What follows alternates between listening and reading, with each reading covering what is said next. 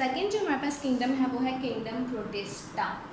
Kingdom protista को आपने याद रखने के लिए इसकी एग्जांपल एल्गी यूग्लिना अपने माइंड में रखनी है, और आपने ये बात भी अपने माइंड में रखनी है कि जो प्रोटिस्टा होते हैं, प्रोटिस्ट ज़्यादातर वो वाटर में रहने वाले जो ऑर्गेनिजम्स हैं वो इसमें इंक्लूड होते हैं, जो कि पानी में रहते हैं। ठीक है, ज़्यादातर जो प्रोटिस्ट हैं वो पानी में रहते हैं, जैसे कि एल्गी और यूग्लिना। आपने अक्सर पानी में तालाब वगैरह पे या किसी भी देखा होगा कि ग्रीन ग्रीन कलर की जो चीज़ ऊपर तैर आ जाती है, हम उसको एल्गी ही बोलते हैं। ठीक है, और यूग्लिना भी आपको और पैरामीशियम भी आपको तस्वीर में दिखा दिया गया है। अब आ जाते हैं इसकी कैरेक्टरिस्टिक्स की तरफ।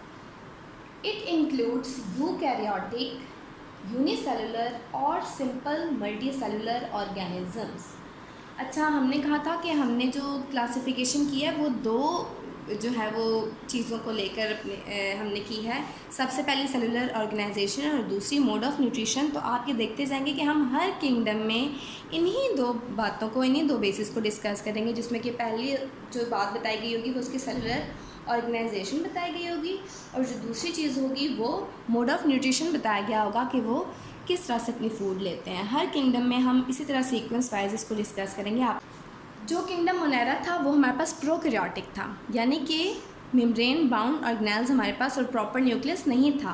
अब किंगडम प्रोटिस्टा जो सेकंड किंगडम है, यहाँ पे आके हम सेलुलर ऑर्गेनाइजेशन देखेंगे, वो यूकैरियोटिक स्टार्ट हो जाएगी। फर्दर जो 5 किंगडम है उसमें सब में यूकैरियोटिक सेल्स ही हमारे पास होंगे, लेकिन डिफरेंस होगा।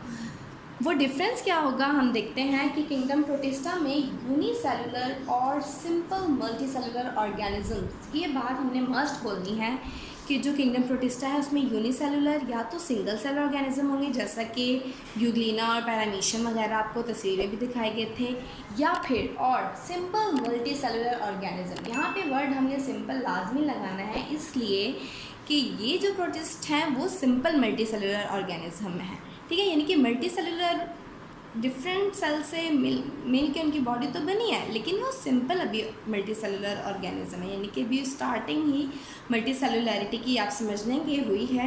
सिंपल मल्टी सेलुलर मीन्स कि उनके जो मल्टी सेलुलर सेक्स ऑर्गन्स मौजूद नहीं हैं, और ये भी इंतहाई सिंपल ऑर्गेनिजम्स हैं। ठीक है, और जो सेकेंड करेक्टरिस्टिक्स है वो है मोड ऑफ न्यूट्रिशन को लेकर ही हम करेंगे कि वो फूड कैसे, अपनी खुराक कैसे हासिल करते हैं।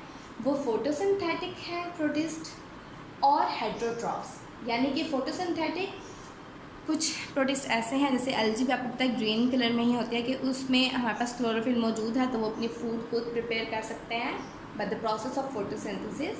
तो हम उनको कह देते हैं कि वो फोटोसिंथेटिक हैं। और हेट्रोट्रॉफ्स और कुछ ऐसे भी होते हैं जो अपनी खुराक खुद नहीं बना सकते, दूसरों पर डिपेंड करते हैं।